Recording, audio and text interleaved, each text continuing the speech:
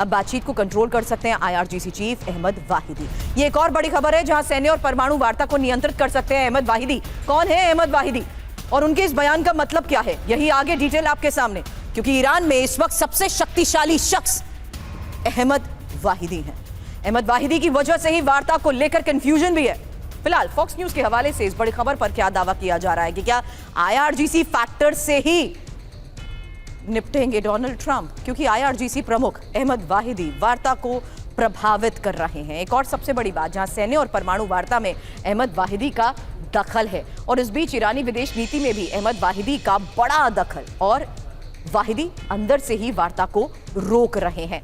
वहीं अहमद वाहिदी की वजह से ही वार्ता और ज्यादा जटिल हो चुकी है और बिना अहमद वाहिदी की रजामंदी से वार्ता पर कोई फैसला ही नहीं हो सकता है। अब अहमद वाहिदी पर सीआईए की भी नजर है। अब कितने ताकतवर शख्स हैं ये जान लीजिए। मुश्तबा के बाद सबसे ताकतवर वो शख्स जो रक्षा मंत्री और गृह मंत्री भी रह चुके हैं और साथ ही कुड्स फोर्स से भी जुड़े रहे हैं। वाहिदी का प्रभाव ईरान से बाहर भी है। लेकिन इस बीच स्ट्रेट ऑफ हार्मूज पर यूएस और ईरान के बीच टकराव और ज्यादा बढ़ गया है। एक और बड़ी खबर यह है कि ईरानी शिप टुस्का पर कब्जे के बाद टकराव बढ़ गया है, जहां ईरान ने यूएस से शिप छोड़ने को भी कहा है। यूएस ने ईरानी शिप टुस्का को कब्जे में ले लिया। शिप पर कब्जे से पहले की तस्वीरें जारी की हैं।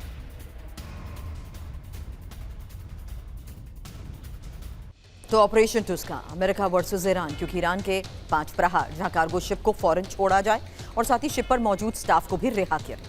ऐसी कार्रवाई आपराधिक और खतरनाक, अपनी सभी क्षमता का इस्तेमाल करेंगे। दोबारा संघर्ष हुआ तो यूएस की जिम्मेदारी। हालांकि यूएस ने क्या किया है, ईरानी शिप टुस्का को कब्जे में लिया, नाकाबंदी तोड़ रहा था ईरानी शिप, और आगे साफ है कि ईरान की तरफ से भी जवाबी कार्रवाई संभव है। अब स्ट्रेट ऑफ हार्मूज पर टेंशन बरकरार है। बड़ी खबर यह कि अमेरिका की नाकेबंदी जारी है और ईरान भी अब शिकंजा कस सकता है। पिछले हफ्ते 37 से ज्यादा जहाज गुजरे हैं।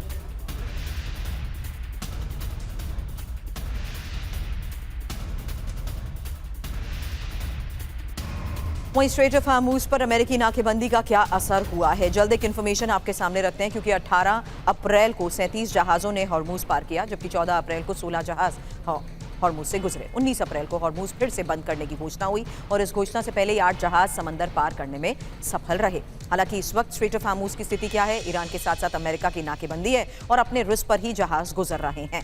हालांकि ट्रंप का रुख साफ है, ट्रंप हॉर्मूज की नाकेबंदी खत्म करने को तैयार है।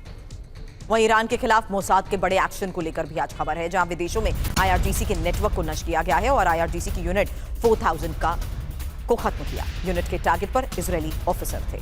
द यरूशलेम पोस्ट की इस रिपोर्ट में दावा किया गया।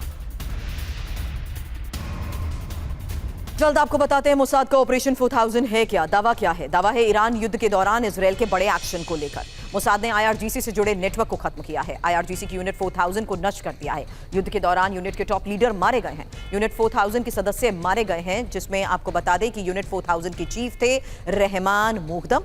युद्ध की शुरुआत में ये मारे गए। इसके अलावा आईआरजीसी के सीनियर इंटेलिजेंस ऑफिसर थे माजिद खादमी और मेहदी येकेह दहगान, जो कि अजरबैजान और मध्य पूर्व में सक्रिय थे।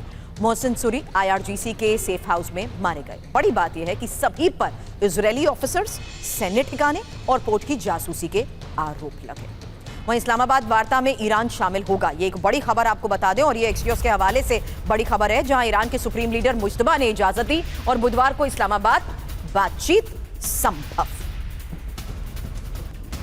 तो ईरान का संकट सुलझा, मुश्तबा ने अब हरी झंडी दे दी है। सुप्रीम लीडर मुश्तबा खamenei बुधवार को इस्लामाबाद में वार्ता की मंजूरी दे चुके हैं, जबकि विदेश मंत्रालय के प्रवक्ता इस्माइल बकाई अमेरिका से बातचीत के लिए ईरान की कोई योजना नहीं है, ये कह रहे हैं। इसके अलावा ईरानी संसद के एनएससी अध्यक्ष इब्राहिम अजीजी का भी रुख साफ है। वार्ता को लेकर वार्ता के लिए तैयार, लेकिन अमेरिकी शर्तों पर कोई नहीं झुकने वाला है। ऐसे में सवाल यही कि आगे क्या, क्योंकि बुधवार को इस्लामाबाद में बातचीत संभव है और सरकार आईआरजीसी में तनाव के बीच मुश्तबा की एंट्री हो चुकी है। आईआरजीसी कमांडर अहमद वाहिदी वार्ता नहीं चाहते हैं। ईरान के उदारवादी चेहरे वार्ता के लिए तैयार थे। अब पाकिस्तान ने सीज फायर बढ़ाने की अपील की। एक और बड़ी खबर आ रही है, जहां अमेरिका ईरान से 2 हफ्ते सीज फायर बढ़ाने की अपील, और पाकिस्तानी मीडिया के हवाले से यह खबर है कि बुधवार रात सीज फायर खत्म हो रहा है। अब ईरान अमेरिका वार्ता की तैयारियों में पाकिस्तान जुटा हुआ है, उसकी भी तस्वीरें लगातार सामने आ रही हैं। हालांकि पाकिस्तान के डेप्यूटी पीएम इशाक डार ने ईरानी विदेश मंत्री अब्बास अरागची से फोन पर भी बातचीत की है। गृह मंत्री मोहसिन नकवी ने इस्लामाबाद में ईरानी दूतावास में ईरानी राजदूत से मुलाकात की और 13 अमेरिकी विमान नूर खान एयरबेस पर उतरे हैं। अमेरिकी विमानों में गाड़ियां और अन्य साजो सामान। खत्म होने वाला है सीज फायर, वार्ता के लिए पाकिस्तान परेशान, क्योंकि फोन पर बातचीत को लेकर खबर है। और ये शहबाज शरीफ ने मसूद पेजिशकियान से बात की है, आसिम मुन्नी ने डोनाल्ड ट्रंप से फोन पर बात की है, इशाक डार और अब्बास अरागची के बीच भी फोन पर बातचीत को लेकर खबर। अब जहां एक तरफ मोहसिन नकवी ईरानी राजदूत से बात कर रहे हैं, वहीं दूसरी तरफ मोहसिन नकवी अमेरिकी राजदूत से भी मुलाकात कर रहे हैं। बड़ी बात यह है कि मुनीर ने नाकेबंदी हटाने की अपील की है और शहबाज ने सीज फायर बढ़ाने की अपील की है। पाकिस्तान को उम्मीद है ईरान वार्ता के लिए आएगा। अब वार्ता पर ईरान के सस्पेंस पर भी एक बड़ी खबर है, जहां आईआरजीसी और ईरानी सरकार में टकराव बढ़ चुका है और आईआरजीसी किसी भी समझौते के खिलाफ है। आईआरजीसी के अड़ंगे की वजह से ही कंफ्यूजन बढ़ चुकी है। ये सीएनएन के हवाले से भी बड़ा दावा किया जा रहा है। तो बातचीत पर ईरान से दो अलग अलग सुर हैं, जहां ईरानी सत्ता और आईआरजीसी का अलग अलग मत है और युद्ध विराम के पक्ष में नहीं है आईआरजीसी के कमांडर। आईआरजीसी से जुड़े कमांडर यूएस को टक्कर देने के पक्ष में हैं, जबकि आईआरजीसी की जिद से होगा क्या, ये समझिए। दूसरे दौर की वार्ता में ईरानी वार्ताकारों पर आईआरजीसी का दबाव है। आईआरजीसी चाहती है कि किसी भी कीमत पर यूरेनियम सरेंडर नहीं हो, जबकि आईआरजीसी नहीं चाहती कि समझौता ईरानी हितों के खिलाफ ना हो। अब युद्ध की तैयारियों में इजरायल भी जुटा हुआ है। बड़ी खबर है, इजरायली डीप स्टेट नहीं चाहता वार्ता। ईरान पर सैन्य दबाव बनाने का पक्षधर है इजरायल। नेतन्याहू ने ट्रंप से सैन्य कार्रवाई पर बातचीत की है।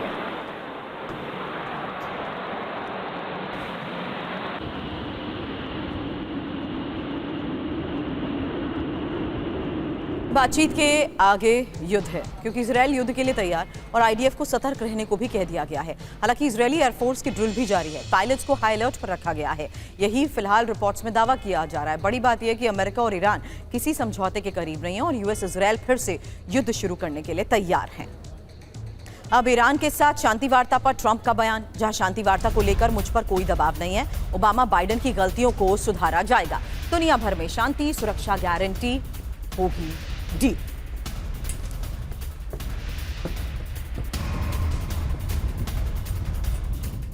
तो ट्रंप को समझौते की उम्मीद है, जहां ईरान के साथ जीसीपीओए से बेहतर डील अमेरिका करेगा। जीसीपीओए यानी joint comprehensive plan of action, middle east और दुनिया के लिए सुरक्षा की गारंटी होगी। ओबामा और बाइडेन के वक्त से अच्छी डील होगी। साथ ही पहले की डील अमेरिका के लिए खतरनाक और शर्मनाक थी। क्या थी जीसीपीओए की ये डील, जल्द ये भी जान लीजिए। ईरान के साथ परमाणु समझौता था जेसीपीओए। 2015 में ईरान और P5+1 देशों के साथ ये समझौता हुआ था।